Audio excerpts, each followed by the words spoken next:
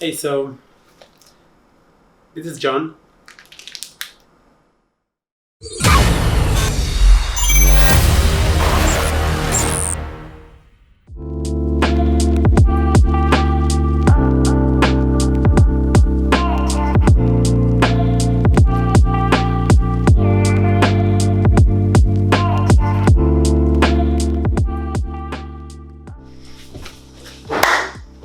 What is going on, guys?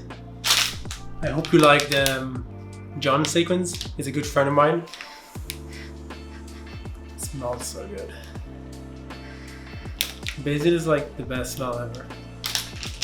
After coffee. Coffee is like... Probably coffee video coming tomorrow. Anyway, talking about this sequence, this whole sequence they just watched was all shot in 6K. Yes, 6K. So how did I shoot 6K on my Sony A7III? And how you can shoot 6K on your Sony A7III? That's really simple. Basically 4K, it's easy, it's in the camera, you switch it on and you shoot it, right? And then 6K is a bit tricky though, because 6K, it's such a big resolution and obviously you can't really shoot everything in 6K. It has to be something really specific. So, first of all, the size of 6K, that sequence was about 15 gigabytes. So, and it was like 4 seconds or 5 seconds long. So it's too much. But how do you shoot 6K? It's simply photos. Yes, photos. So how you do that, take the camera, you go into photos, you go into settings and you put continuous shooting on. And you switch it to high plus. High plus is 10 frames per second. Now, I know we can say 10 frames per second is not 24, but bear with me here. So you take your 10 frames per second photos, you put it in Premiere, and you put 1 frame per each photo, and you do that all over again, and you have your sequence.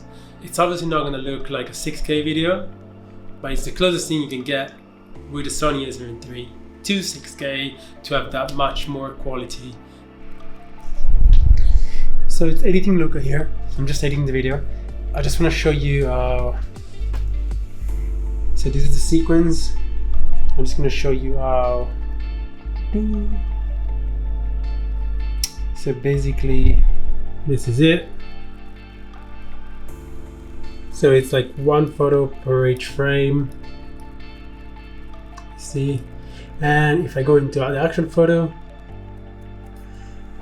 actually first sequence settings, as you can see, it's 3840 or 2160, that's 4K. And if I go into the actual photo, it's zoomed in 65 scale. That means I scaled the actual photo to fit the 4K. That means that it's 6K quality.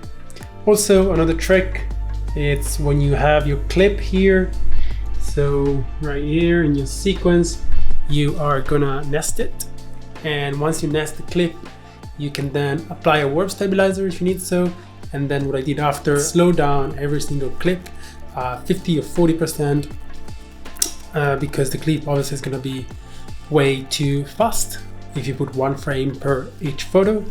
So you slow down 50% and then you apply time interpolation, optical flow, and then it should work. Let me show you how quickly to do that.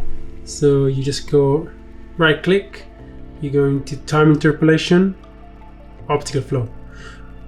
Once that's selected, you are ready to go. Basically because you don't have enough photos for how long the sequence is. So the sequence right now is like 30 frames per second. I only have like, let's say 10 frames. So what Premiere does, takes each frame, the before and after, and makes up a fantasy one in the middle.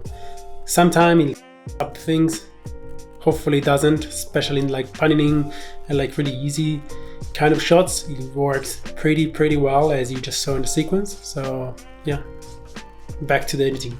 Let's dive a little bit into the behind the scene on how I did this. So basically all I used was this guy.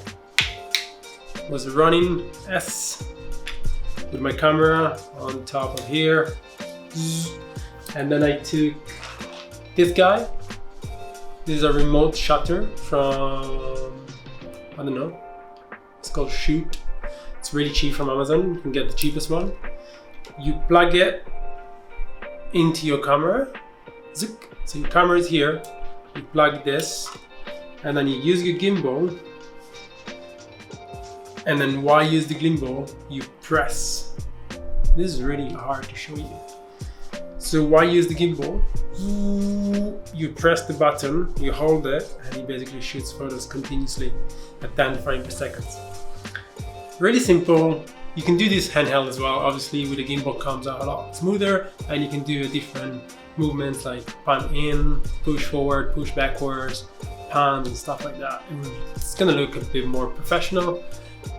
But this is all while we wait for the Sony A7 IV and the Sony A7III, which hopefully will come out this year.